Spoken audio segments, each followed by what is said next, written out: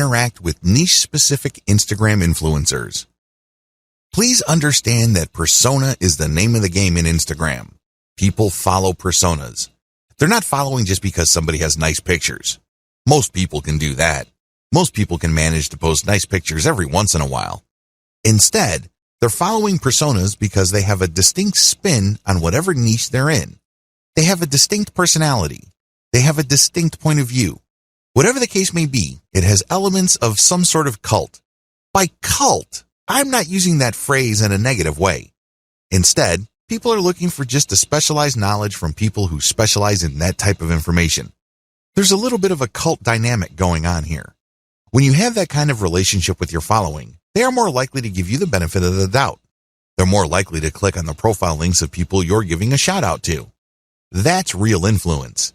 And that's how a lot of products are sold on Instagram. For example, if you follow somebody who you can count on to publish the very best pictures on luxury watches that he or she actually wears, chances are you would sit up and pay attention when this person posts a picture of a really nice-looking big brand watch with the message 40% off on it. That would get your attention. You would then click on the link of the account that the person is shouting out to, or you can even type in the domain name or URL they mention and type in your discount code. That's how influence works. It's all about this cult of personality. Beware of fake influencers.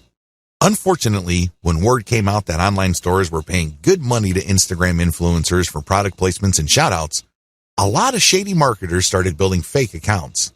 Just how fake are these accounts? Well, first of all, they target certain niches. Next, they draw followers. The problem here is that the account itself is fake and the followers are fake. This is a serious problem because if you paid the person behind these accounts real money to post shoutouts, your shoutouts are going to fall on deaf ears. Nobody's going to pay attention. Why? Most of their followers are fake. They're driven by software. They don't exist. They definitely don't have credit cards. Do you see how much of a headache this could be? It is no surprise that a lot of big global brands are now stepping away from Instagram influencers because they're getting tired of being faked out. Real influence means real engagement.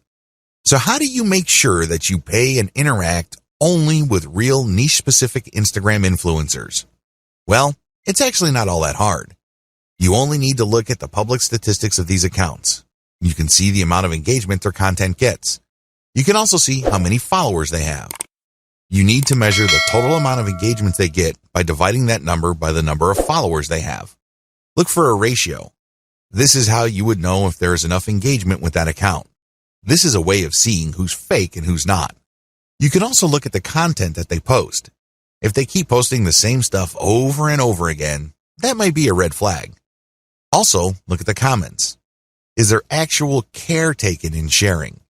The 4 key signs of fake influence. So how do you know that you're dealing with a real influencer? After all, real influence means actual conversions.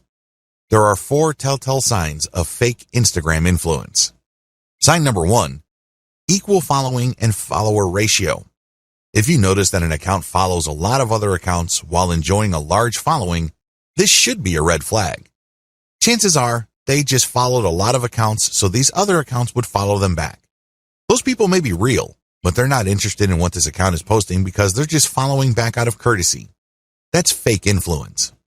Sign number 2, low engagement ratio.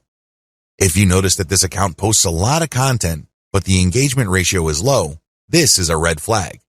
If your account has real followers, there should be a certain level of engagement. It's not like all your posts are going to suck. If you notice that this account doesn't really get that much engagement, that should be a red flag. Sign number 3, they obviously ask for money. If it's obvious from the profile description of the niche-specific account you're trying to buy shoutouts from that they take payments, you might want to pay attention. Look at how they describe themselves. If they make a big deal out of the fact that they're selling shoutouts or they want you to get in touch with them so you can take out an ad, be very suspicious. The very best influencers on Instagram are those who are hobbyists. These are people who are just very passionate about a particular topic. They don't really care about getting paid. They just eat, sleep, and live the topic. Maybe it's travel. Maybe it's women's fashion. Maybe it's luxury watches. Maybe it's sports cars. Whatever the case may be, they are hobbyists. They are passionate about that topic, So they post picture after picture of that topic. Those are the people you should gun for. Be very suspicious of people who are all about the dollars because there's a strong chance that they put up their account just so they can get shout out and other influencer ad revenue. I'm not saying that this should completely disqualify them, but there's a higher incentive for them to fake stuff because there's money on the line. Sign number 4, no niche specialization. If it turns out that this influencer account tends to rotate among different niches, this should be a red flag to you. What this person is doing is that he or she is trying to get the attention of advertisers from different product niches that they know advertisers normally target. This person doesn't really have a focus. Even in the off chance that this account is real, I can bet you that the traffic that this person gets is probably close to worthless. Start with a slow and low buy. The first thing that you need to do is to get a massive list of influencers out there and then contact them. Now, I'm assuming that you have filtered out fake accounts. Contact them. The name of the game here is volume. Try to get as many different influencers as you can and contact them. Ask them, can I buy for $5? Or whatever low rate you can come up with. The name of the game here is to get as many shout-outs and picture ad placements for as little money as possible. The next step is to track these campaigns and see which, if any, of those influencers can deliver real results. You should be able to come up with a top 3.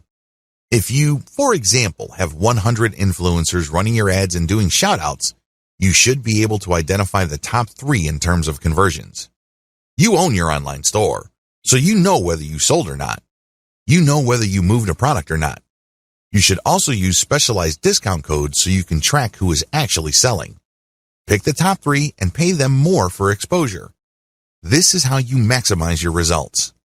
So, you start out low and slow, and then you scale up the campaigns that actually produce the desired result. Continuously optimize all parts of your funnel. Up to this point, you already know how to build a following on Instagram. You also already know how to create content that would not only build up your following, but can also draw attention to your profile page. Your profile page, of course, is where your target link is. When people click your target link, they go outside of Instagram and they go to a page you specify. This is the page where the action takes place. This page can be a consumer guide which qualifies your traffic. People can then click through to a page that's deeper inside your website. Ultimately, they can click on a link to go to the squeeze page for your mailing list. This is the page that recruits people to join your mailing list. You can also promote a sales page using these internal pages. There are just so many ways you can go with this. But regardless of how you plan to convert free or paid traffic on Instagram into paying customers, you need to optimize all parts of this funnel. The funnel starts with your content on Instagram. It gets narrower when people click through to your profile page. From there, it goes to a page on your website. From there, it can either go to an internal page or to a sales page or a squeeze page. Whatever the case may be, you need a very broad top for your funnel, and each smaller part of your funnel needs to be as broad as possible. Why? The more people you have coming in, the higher the total number of people you can convert if you set up your funnel right. And here comes the bad news. It's one thing to say that you're going to have to optimize all parts of your sales funnel. It's another to actually succeed doing them. You see, the biggest challenge here is random optimization. When people get the idea that they need to optimize their sales funnel, they basically would come up with a completely new funnel. They would come up with completely new ads. They would mix and match. And sometimes they succeed, but most of the time, they don't really come up with much of an improvement. Why? They're doing it in a random way. Make no mistake, random optimization is usually a waste of time. It really is. Even on the off chance that you were able to make certain random changes and all of a sudden your funnel converts at a higher rate, you're still in the dark. Why? You don't know which part of your funnel accounts for the improvement. And even if you are able to see which parts account for the difference, you don't know which segment of that part improved your results. Do you see how this works? Do you see why this is so confusing and so frustrating? Use elemental optimization. Thankfully, there is a better way to do optimization. You can use elemental optimization. Instead of just taking random guesses as to what would turbocharge the results of your sales funnel, you break up each part of the sales funnel process into elements and you make changes on an element-to-element basis. This way, you will only move on to the next element once you have improved the results of the previous element to a certain degree. Once you're happy with those improvements, then you move on to the next element, and then the next element after that. Please understand that the sales funnel is made up of many different parts. Each of these have different elements, but they can all be broken down into some common elements. The sales funnel, of course, involves the photos that you use on Instagram, your profile page, your consumer article or landing page article, and then your internal pages. Each of these have to be optimized, and each of these have separate elements within them. For this video, I'm just going to focus on the elements that can be found on Instagram. You can use the same element-by-element analysis to optimize your squeeze page, your consumer guide page, and other elements on your own website. But as far as this training is concerned, we're just going to focus on the elements found on Instagram. Key elements to keep in mind. When optimizing, here are the elements that you should focus on. Profile URL. This is the profile page that you have on Instagram. You can change the picture, you can change the description, but just make sure that when you make changes, you go element by element. This means you can swap out pictures until you get a nice improvement. Once the improvement is sustainable, you then change the text. See if it improves your click-through rate. Once you are able to do that, then you can change the landing page URL. Photos and videos. This should be obvious. These are the photos and videos that you post. Pay attention to engagement levels. Pay attention to click-through. If you notice that certain photos tend to get a lot more clicks, then post more of those photos. Keep posting similar photos until you can reach a sustainable high level of click-throughs. Hashtags. Keep switching around hashtags to see if there is any marked improvement in your click-through and your conversions. After you've reversed engineered your competitors, you should have a starting point. But don't end there. Keep playing around with the hashtags, customize the hashtags, and research related hashtags to see if you can get better results. Description. This is the text that you post along with your photos or videos. Post the same picture but play around with different descriptions. See if these different calls to action lead to greater click-throughs and eventually greater conversions. Posting time. If you're using software to post on Instagram, take note of when your content is posted. Pay attention to when most of your engagement takes place. Try to line up your posting time with engagement levels to optimize the effectiveness of your content. What to look for. When optimizing, you should look for the following. These indicate success. Look for increased click-through rate, increased dwell time, deeper clicks inside your website, and better conversion rates. Of course, we all know that at the end of the day, conversion is what matters the most. In fact, it's the only thing that matters. How come? Conversions puts dollars in your pockets and nothing else.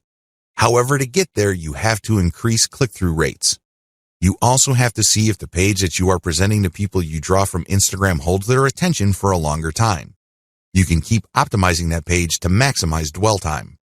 Also, pay attention to your initial content on your own website to see if you can optimize it so you can get deeper clicks. The more internal pages, the more the person views, the more interested that person is in whatever it is you have to offer. Ultimately, if you take care of these in an element-by-element basis, you can increase conversion rates. Best practices. Adopt the following best practices to make sure you get the most bang for your buck from Instagram. Document your efforts. Make sure you write down what you're doing. This way you can have a written record. You can also conduct more experiments. You'd be surprised as to how many awesome ideas you come up with. Unfortunately, if you keep coming back to the same failed idea over and over again, you're basically just chasing your tail. Document your efforts so you can run experiments and then fail quickly. This way, you can weed out bad ideas as soon as possible so you can focus on the ones that actually produce success. Focus on numbers. Don't go with your gut feeling. Focus on what the actual statistics of your results are. Focus on numbers because numbers do not lie. Start with influencers using a slow and low strategy. I know I've said this before in the section about influencers. However, this is so important that it is worth repeating. Contact as many influencers as possible, but pay them a low rate. The ones who take you up on your offer and run your ads will then weed themselves out. How? Well, each ad you run has a custom code or discount code or redemption code. You will be able to see which ones actually produce results. You then come back to those people, pay them more so they can scale up your campaign. They obviously are real and they're credible enough with their followers for them to drive actual sales. Optimize using an elemental approach. I've already discussed this in video 9, but you have to understand that you have to optimize going from element to element. This increases the chances that you won't be chasing your tail. This reduces the chance of repeating the same mistake over and over again. Use an elemental approach so you can increase your ad campaign's overall effectiveness.